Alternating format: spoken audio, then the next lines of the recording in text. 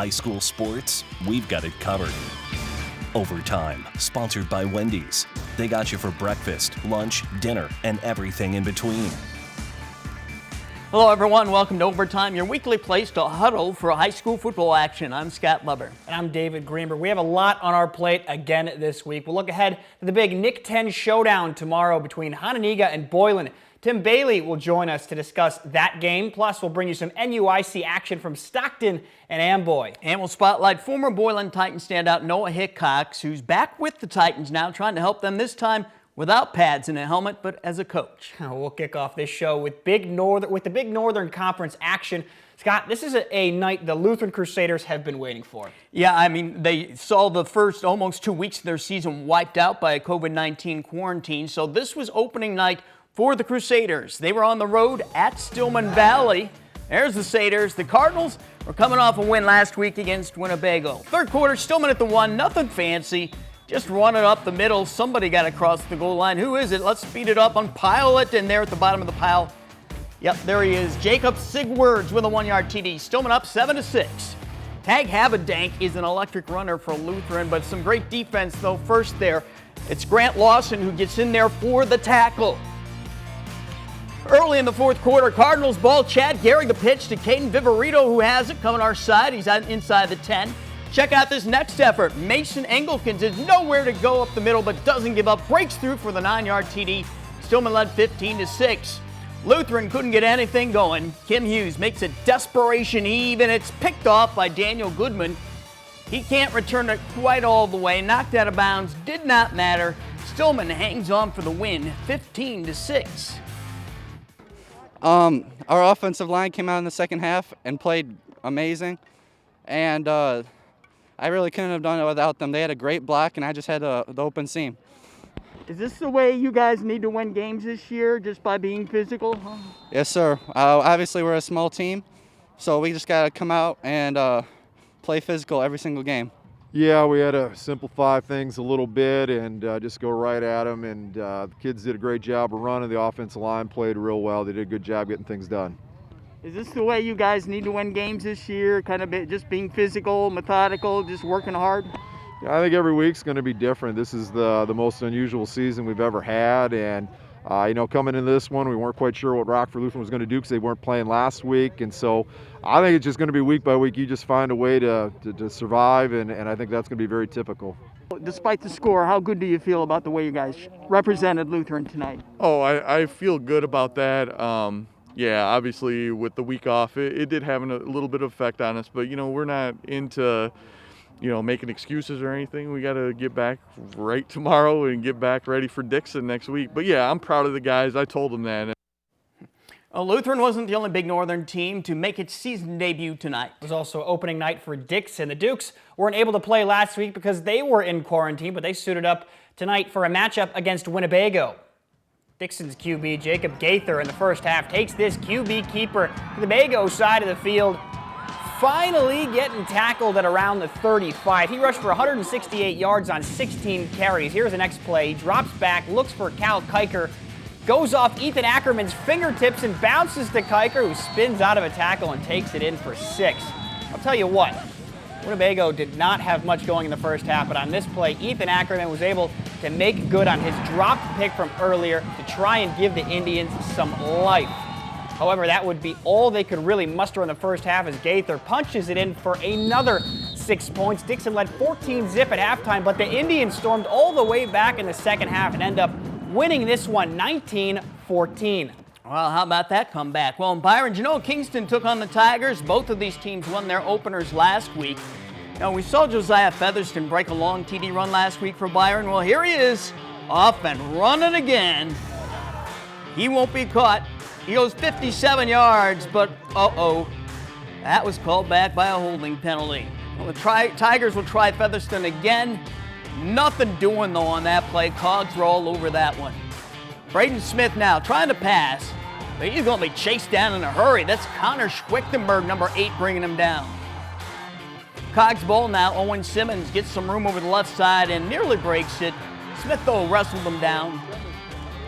COGS now at the 3, and they'll plow ahead. And who's on the bottom of that pile? It is Simmons for the touchdown. He wears number 39. Right there he is. 7-0 COGS at that point. BYRON on offense. Chandler Binkley getting absolutely stuffed. Robert Arnold hit him first. Schwichtenberg finished him off. Right before halftime, Genoa-Kingston sets up for a field goal. But no, it's a fake. Rhett Klein rolls, throws, and Evan Hagg has it for the touchdown. That made it 14-0. The COGS blanked Winnebago 14-0. In Mendota tonight, it was Oregon over the Trojans 30-26. There's one more big Northern Conference game to be played this weekend. That'll be tomorrow afternoon. North Boone will play at Rock Falls. That's a 2 o'clock kickoff.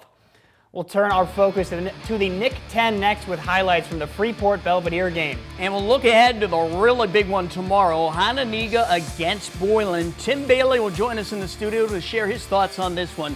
It's all right here on Overtime.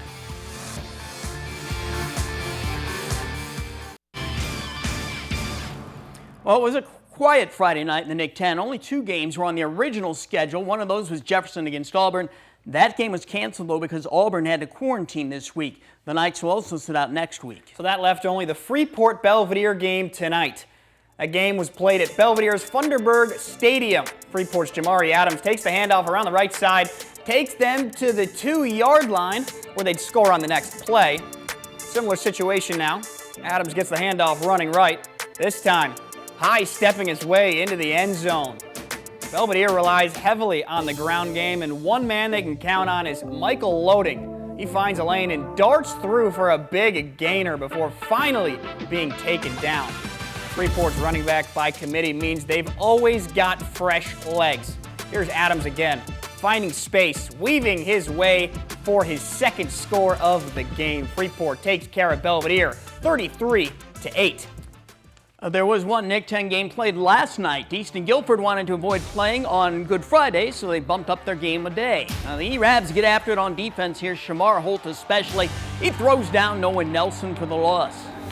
On offense, tailback C.J. Berry was doing his thing again. He picked up big yardage to the 26. Berry isn't the E-Rabs' only threat in the backfield. Look at freshman Javius Catlin here. What a cutback. He takes it in for the 14-yard touchdown.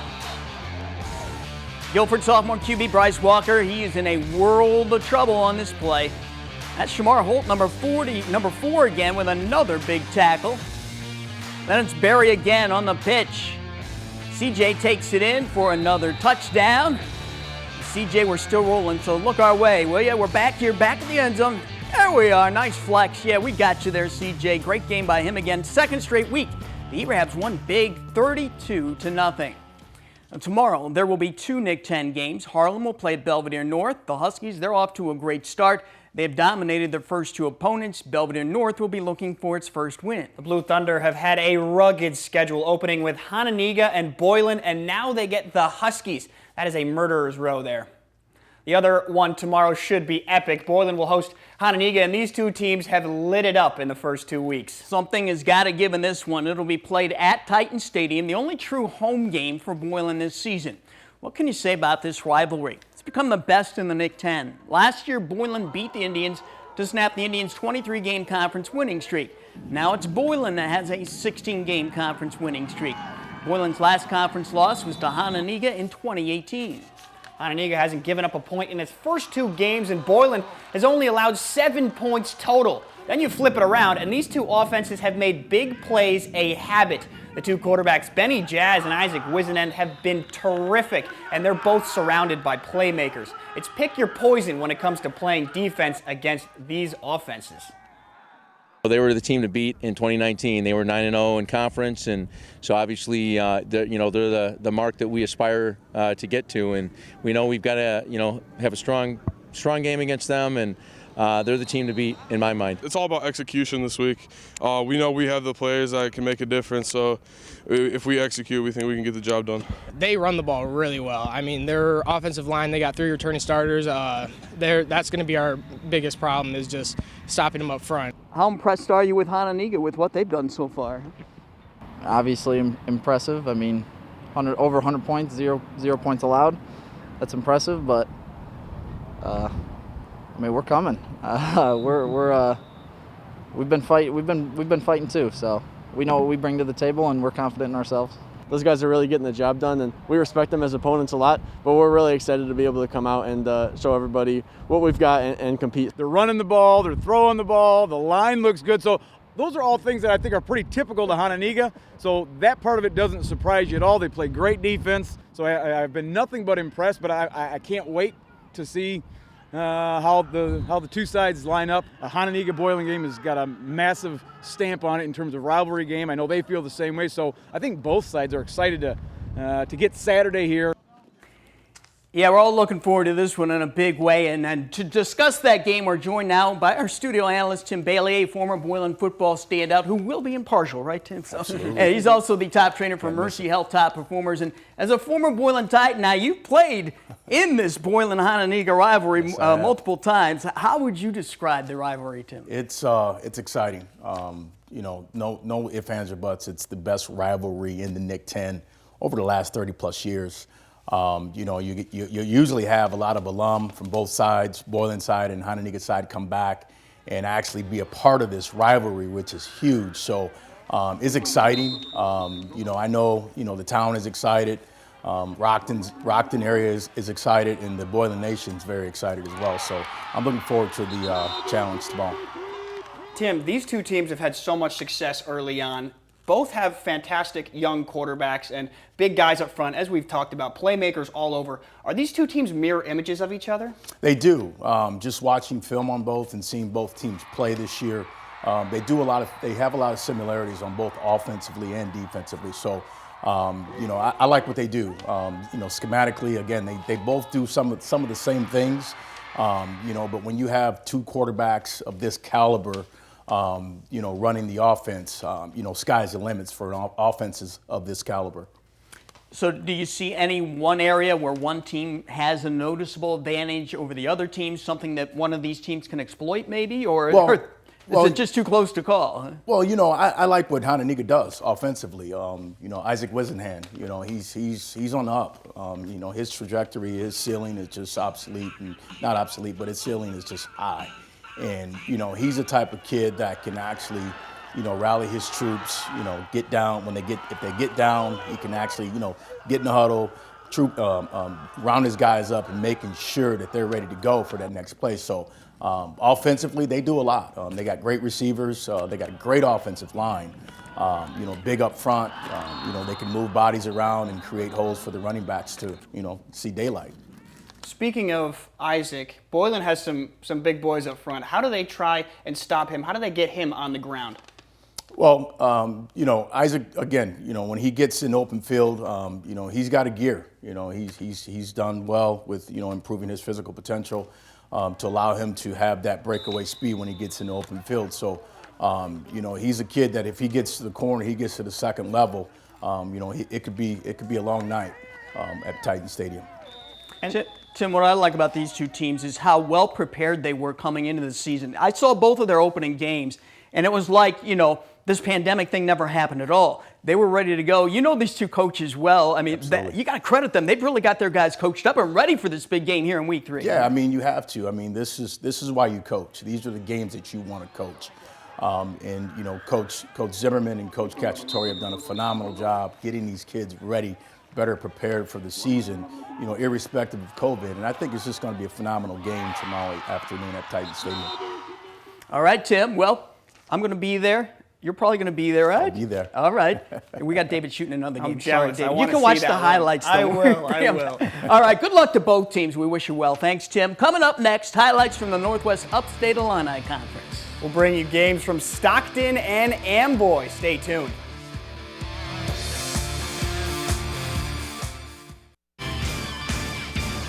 Rockford Christian is finding out what life is like in the Northwest Upstate Illini Conference. The Royal Lions have taken the place of Ashton Franklin Center this season. Last week, they played maybe the best team in the conference this season, the Ackwood Bulldogs. The Royal Lions lost that game 61-28. Tonight, they took on another NUIC team in Stockton. We pick up the action in the second quarter. Caden Norquist takes the snap, fires downfield, and has a man, Isaiah Johnson, who beats the defender to the end zone. Rockford Christian goes up 7-0. Stockton ball now near the goal line. Running the Wildcat Andrew Haas hands off to Jason Herman, and he's in for the score. 7-6 Rockford Christian now. RC fires right back as Caden Norquist finds Isaiah Johnson again, who breaks a tackle and scores another touchdown. They go up 13-6. Stockton ball after the RC turnover. Andrew Haas bobbles the snap, and it's picked out in thin air by Gabe Wiebe. An absolutely incredible play takes this one all the way back for 6 points. Ensuing possession for Stockton. Caleb Mamazer threads the needle, hits Andrew Haas, who finds his way into the end zone. Stockton wins this one 44-20. Here's another NUIC game. Forreston at Amboy. Forreston with the ball. Jacob Fiorello getting the handoff, going up the middle, powers his way into the end zone. The 2-point conversion was also good. Cardinals led 8-0 early. Tough sledding all game for Amboy, but here's Sean Fitzpatrick running off the right side. He'll break a tackle, and he'll move the chains for a first down. Second quarter, Forreston making plays on defense. Noah Johnson, the big hit causes the fumble, and the Cardinals recover. Forreston then on the next possession, Jordan Uschwander with a short one for 6. And after the intermission, first play now, second half, Cardinals blowing this one open. It's Neuschwander again with a burst of speed. He's a conference track champion in the 100, and you can see why. 60 yards for that touchdown for Neuschwander, and Forreston rolls to a 38-6 victory. Tomorrow will be a busy day in the NUIC. Dakota plays Dupec at Wyeth Stadium. Galena will play at Orangeville. Ackwen travels to Milledgeville looking for a third straight win. And EPC and West Carroll will play at Freeport. I have one more score to pass along tonight in 8-man football. The Polo Marcos fell to West Central 42-6. A former Boylan Titan has found his way back to the Titans. That's right. Noah Hickox, who's known for making tackles and getting after quarterbacks for the Titans a few years ago. Now he's known for something else. One of the Nick 10's best football players from the past decade is back in the Nick 10 again, this time as a coach. And he's hard to miss on the field and on the sideline. Last Saturday evening before the Boylan-Belvidere North game, the biggest guy on the field during warm-ups wasn't one of the players. He was Boylan assistant coach Noah Hickox. He's 6'5" and 300 pounds. You might remember Hickox from his playing days. His senior season in 2016, he was the top two-way lineman in the conference. He wore jersey number 72. Then he moved on to the University of Minnesota, where he was the defensive lineman the past 4 seasons. He played in 27 games, including the Outback Bowl in 2019. This past winter, though, he decided to transfer to Illinois State for his final 2 seasons of eligibility. I had a great time at Minnesota. I cherish all 4 years that I got there. I just know at this point in my football career and academic career as well, I was ready to move on. At ISU, he'll play for Rockford native Brock Spack. I love what Spack does. I love the grittiness that the whole team plays with, offense, defense, special teams. Watch the ball, Alex! Which brings us to why Hickox is currently back at Boylan. Since he played last fall at Minnesota, he was ineligible to play at ISU this spring during the Redbirds' spring season. He had some free time on his hands, so he decided to hook up with his former high school coach at Boylan, John CACCIATORE, and see if he wanted some extra help. He came back, we went out to dinner, he let me know that he was in the transfer process. There was no question when he made himself available, I was going to find a way to get him out here. And the players at Boylan couldn't be happier, especially the linemen who are constantly getting pointers from Hickox. It's like the perfect mixture between another player and a coach because he's still in his playing days and he's so close to our age.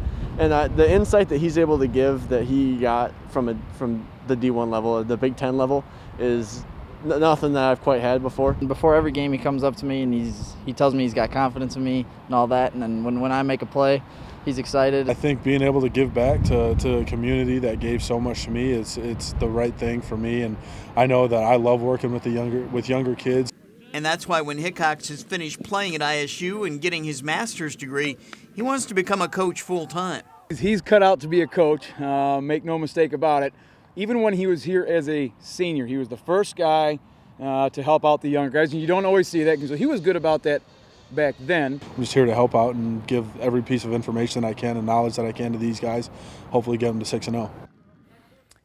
Hickox is graduating from Minnesota in May with a degree in social work, and then he'll go after his master's at ISU. And Brock Spat's going to get an impact player with Hickox. Yeah, with his size, he commands the attention of high school kids. It's neat to see he's got a big heart to go along with a big body to want to help them out. Well, let's take one final time out and check out another overtime flashback. It was September 19th, 2008. Harlem traveled to Hononegah in a matchup of 3-0 teams. The young Huskies had been a bit of a surprise up to that point, but they were about to pull off their biggest surprise yet. The Huskies exploded on offense for 42 first-half points. Quarterback Keenan Kellett connected with Tyler Cox on a 37-yard touchdown pass to get the scoring started. Speedy little running backs Keith Purifoy and Demetrius Fanbro took over from there, combining for 4 long touchdown runs.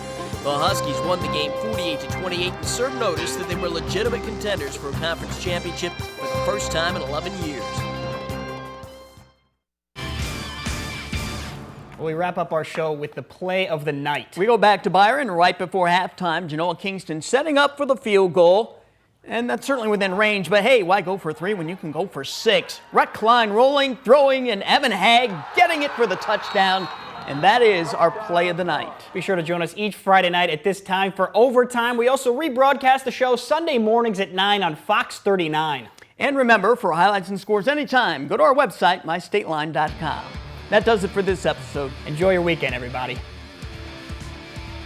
Overtime, sponsored by Wendy's. They got you for breakfast, lunch, dinner, and everything in between.